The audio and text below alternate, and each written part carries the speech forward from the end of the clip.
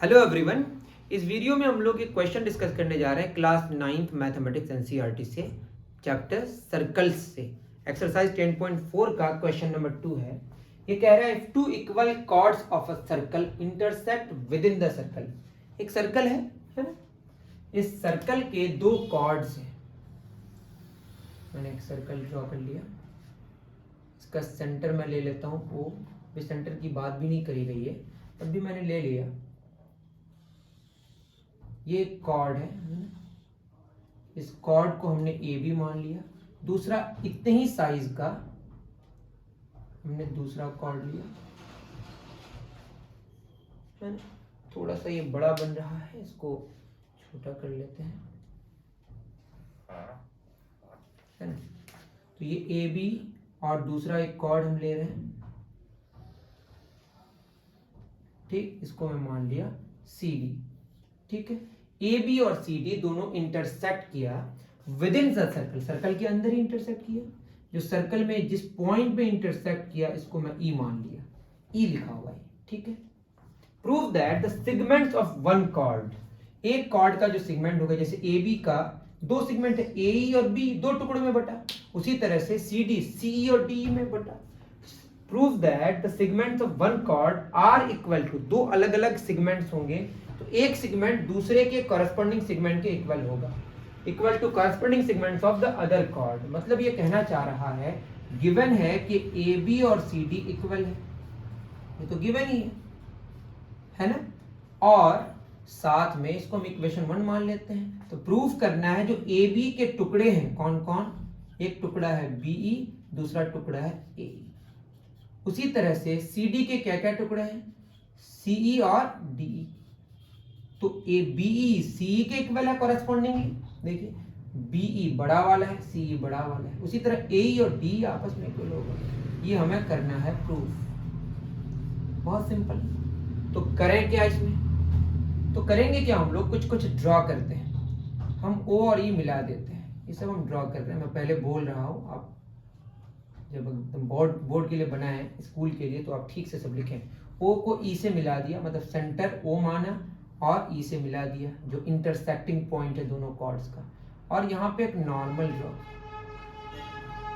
Cord में जो normal आप ड्रॉ करते हैं वो क्या होता है आपको पता ही होगा। जिस पॉइंट को आपके कॉर्ड में मीट करता है, जैसे ई है, इसको हम एफ मान लें, तो जो एफ होगा वो एफ सी डी का मिड पॉइंट हो जाएगा, समझे ना।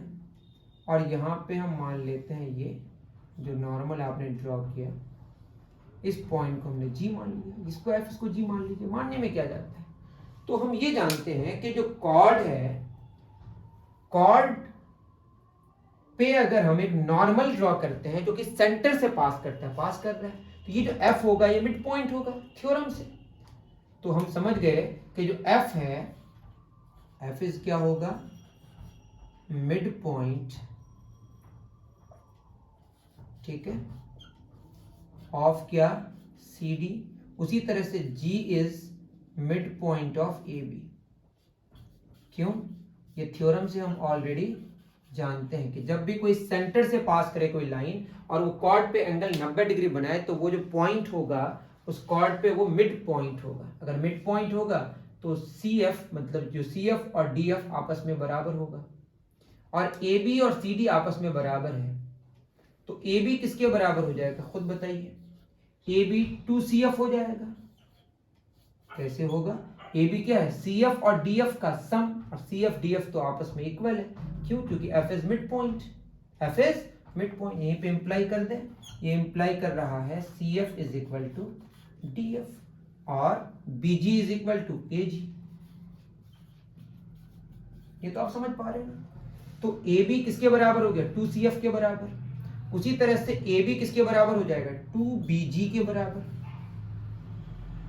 आई एम सॉरी, ए बी किसके बराबर हो गया, ए बी हो गया 2BG के बराबर। समझ रहे हैं, देखिए यहाँ पे मैं उल्टा लिख दिया, आई एम सॉरी फॉर दिस। ये जो होगा ए बी BG और AG दोनों बराबर है।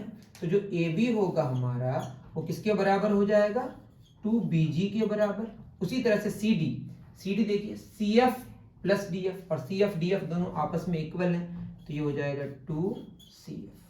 तो यहाँ से हमारा निकल के आया कि BG होगा और CF होगा, वो दोनों आपस में इक्वल होगा। कौन कौन इक्वल हो गया बताइए?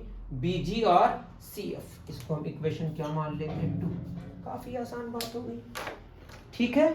चलिए बहुत बढ़िया। अब एक ट्रायंगल को देखिए आप, ट्रायंगल OFE को मैं यहाँ पे लिख रहा हूँ, ट्रायंगल OFE, और दूसरा ट्रायंगल देखिए आप OGE। अगर आप ध्यान पूर्वक देखेंगे तो अभी हमने क्या कहा कि ये जो CD है और AB है, CD AB ये दोनों इक्वल कॉर्ड्स हैं, गिवन है, AB और CD इक्वल है। तो अगर एक सर्कल के दो कॉर्ड्स आपस में इक्वल हैं तो उसका जो डिस्टेंस होगा नॉर्मल वाला, वो सेंटर से दोनों के लिए सेम होगा। दैट इज OF और OG आपस में इक्वल होगा, है ना। मैं यहाँ पे लिख दूं OF और OG आपस में इक्वल होगा। और ये 90 डिग्री तो ऑलरेडी है ही। एंगल F और एंगल G आपस में कितना डिग्री है? 90 डिग्री है। और OE दोनों के लिए क्या है? कॉमन। तो OE 90 डिग्री का ऑपोजिट है ये वाला, तो ये हाइपोटेन्यूस है, ये भी 90 डिग्री का ऑपोजिट हाइपोटेन्यूस। और दोनों जो ट्रायंगल्स हैं वो दोनों क्या हैं? राइट एंगल्ड ट्रायंगल है। और एक साइड भी इक्वल है, OF बराबर OG। दैट इज ये दोनों जो ट्रायंगल्स हैं वो कॉन्ग्रुएंट हैं। कौन से क्राइटेरिया से? RHS वाले क्राइटेरिया से। अगर ये दोनों इक्वल है तो बताइए क्या होगा? FE और GE आपस में इक्वल होगा। या मैं पहले लिख दूं, चलिए मैं FE लिख देता हूं, FE is equal to GE किससे?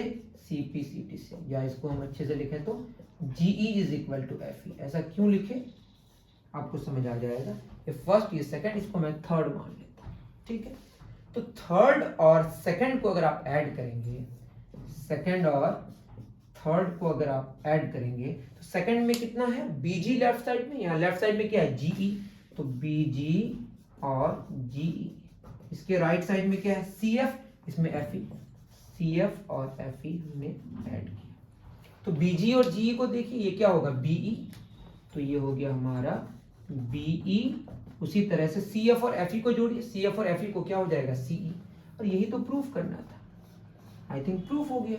देखिए BE is equal to CE proof हो गया। अब AE is equal to DE proof करना है, जो कि काफी आसान बात है। अब अगर हम इसको क्या मान लें, ये तो प्रूफ हो गया, इसको इक्वेशन 4 मान लेते हैं। देखिए AB और BE घटा दीजिए, तो AB से अगर BE हटा देंगे तो AE बचेगा। दैट इज मैं अगर बोलूं फर्स्ट -4 करूं अगर, तो फर्स्ट में लेफ्ट साइड में AB है, यहाँ लेफ्ट साइड में BE है, यहाँ पे राइट साइड में CD है, यहाँ पे CE है। तो AB से अगर BE हटाएंगे, AB से अगर BE हटाएंगे तो हमारा क्या बचा? AE। उसी तरह से CD से अगर आप CE हटाएंगे तो क्या बचेगा? D। तो AE is equal to D। और मुझे लगता है यही तो प्रूफ करना था। तो जो हमारा इक्वेशन लास्ट वाला आया, यही दोनों तो हमें क्या करना था? प्रूफ करना था। एक्चुअली इक्वेशन नहीं, एक रिलेशन है। इक्वेशन क्या कह रहे हैं, ठीक है। तो ये उम्मीद है कि आप समझ पाए। क्या है क्वेश्चन? पर मैं फिर रिपीट कर रहा हूं, दो इक्वल कॉर्ड्स हैं सर्कल में, हमने AB और CD दो इक्वल कॉर्ड्स ड्रॉ किए विद इन अ सर्कल, जहां पे इंटरसेक्ट किया, with in a circle intersect कर रहा है। प्रूव दैट द सेगमेंट्स, इसके जो टुकड़े हैं आपस में इक्वल हैं कॉरेस्पॉन्डिंगली। जैसे BE और C आपस में इक्वल है, उसी तरह से AE और D आपस में इक्वल है।